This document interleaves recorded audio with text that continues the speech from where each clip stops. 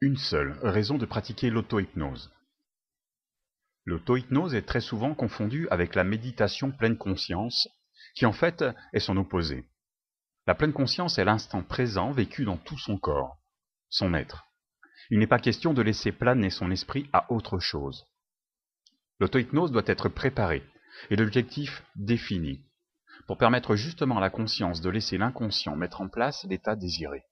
D'après les calendriers aztèques et mayas, l'année 2012 débute la fameuse ère du Verseau. Cette nouvelle époque s'annonce spirituelle et entraîne une vision très personnelle à chacun sur l'image que représente le monde matériel et immatériel. L'hypnose est en fait un lien entre la petite voix sur votre épaule qui vous susurre des mots d'amour et l'autre qui vous rabaisse sans cesse. Un mal-être est souvent le pire ennemi qui papote derrière votre tête et qui vous éloigne d'une réalité qui pourrait être bien différente. Imaginez deux loups à vos pieds. L'un blanc qui vous protège, vous encourage et vous rassure, et l'autre noir, agressif, machiavélique et sans avenir. Le loup blanc est la raison de l'auto-hypnose. Il va permettre de passer au-delà des croyances limitantes, supprimer les barrières afin que l'artiste, le créateur, puisse se permettre de rêver et d'espérer. Ce créateur va donner des objectifs, faire des plans et programmer des protocoles pour atteindre son ambition. L'artiste se nomme le conscient.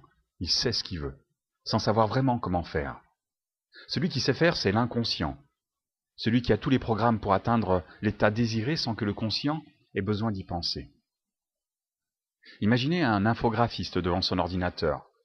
Il va appuyer sur le bouton de mise en route et laisser la carte mère, processeur en tout genre et programmes défragmentés prendre leur place. L'infographiste clique ensuite sur l'icône pour ouvrir le programme de dessin et commence à créer son œuvre. Il clique sur sa souris, déplace et gomme afin de laisser exprimer sa créativité et ses désirs. Il ne fait pas attention à ce moment-là à toute la mécanique qui se développe au centre de la machine pour exécuter son objectif. L'infographiste n'a aucune idée de toute la programmation nécessaire pour le combler. Il sait que la machine a toutes les capacités et même plus pour faire ce qui est à faire.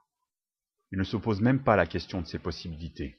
Lorsqu'il allume son ordinateur, il ne se demande pas s'il va s'allumer. Il s'allume. Le conscient est le créateur qui juge, analyse et transforme. L'inconscient se trouve être la programmation, la mémoire et l'antivirus. Lorsque l'ordinateur prend de l'âge, l'infographiste a besoin d'une machine plus puissante pour permettre au programme d'évoluer. Il ouvre alors la tour et change le processeur, la carte vidéo et tout autre programme nécessaire. Il referme sa boîte et poursuit son travail en mettant à jour le reste du système, en le présentant l'antivirus pour qu'il ne les rejette pas.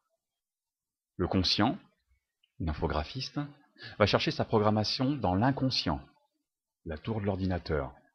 Le conscient a besoin de son loup blanc, pour lâcher prise, pour pouvoir créer et déterminer un objectif, mais il n'a pas la possibilité consciente d'ouvrir la tour pour changer le processeur. Pourtant, la transe hypnotique permet d'ouvrir un passage dans la tour de l'inconscient et d'aller changer le programme qui désire évoluer. Il est nécessaire d'occuper le créateur lorsque l'on veut atteindre le programme à transformer. Il faut l'empêcher de vouloir créer lui-même la solution pour changer ce programme qu'il ne peut pas maîtriser. La phrase habituelle de la définition de la transe est « état modifié de conscience ». Ici, au contraire, ce n'était pas un état modifié de conscience, mais l'état de conscience. Imaginez que vous ayez accès à toute votre programmation, vos connaissances, un état où tout serait possible, un lien entre le créateur et le programme. Vous ne seriez jamais sans ressources. La transe permet de désapprendre pour réapprendre. Elle permet de défragmenter toutes les connaissances et les réorganiser avec un nouveau protocole. Cela paraît facile et c'est facile. Le créateur, l'ingénieur, détermine l'objectif et doit laisser faire le technicien, le programmateur. Pour cela, il est nécessaire que l'objectif soit précis et qu'une étude, les raisons et les possibilités de celui-ci aient été vérifiées et clarifiées. Lorsqu'aucune objection n'est présente, il est alors possible de débuter le changement de protocole de l'inconscient. Comme au cinéma, le créateur va visualiser, écouter et vivre la transformation qui se fera lorsque le programme sera définitivement en place. Il va se projeter dans un monde où tout est déjà différent, sans doute ou discussion. Il va l'inscrire dans un nouveau schéma neuronal. Le créateur devra chaque jour, plusieurs fois par jour, passer un moment avec son film, sa nouvelle histoire, pour lui permettre de devenir réel, gravé dans sa programmation la plus profonde comme une évidence. Il se peut que l'antivirus se mette en route à ce moment-là, ne reconnaissant pas un programme et cherchant à le rejeter. C'est lorsque le doute se présente qu'il ne faut pas lâcher. Ce doute est le résultat d'un travail qui se fait et qui fait peur, à une routine inscrite dans le protocole de l'antivirus. Chaque jour, passez du temps avec cette partie qui sait comment faire, programmer et résoudre.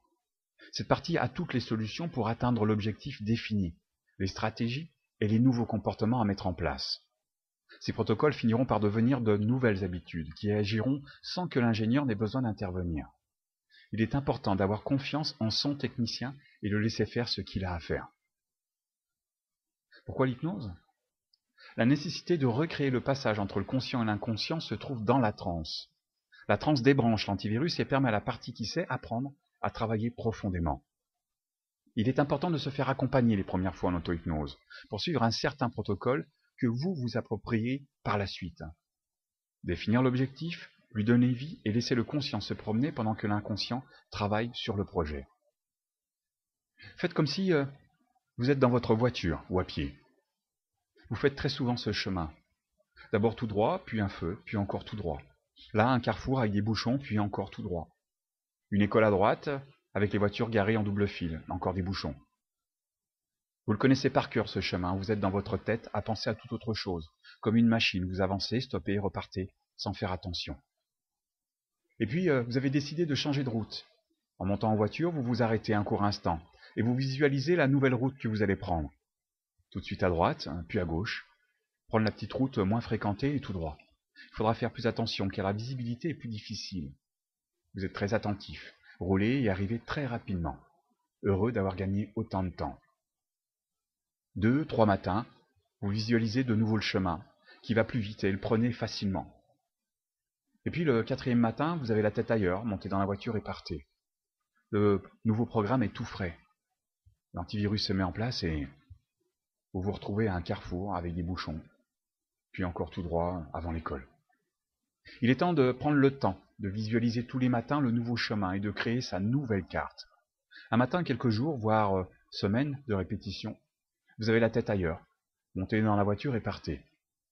Et ce matin, vous arrivez quelques minutes après, en ayant tourné à droite puis à gauche tout de suite après, sans avoir à y penser. L'auto-hypnose est une répétition de l'objectif défini pour que le programmateur mette en place le travail du créateur. C'est la raison de l'auto-hypnose. Il est nécessaire d'apprendre l'auto-hypnose. Le schéma est bien différent de la méditation, et l'objectif aussi. Alors, faites confiance à la partie qui sait.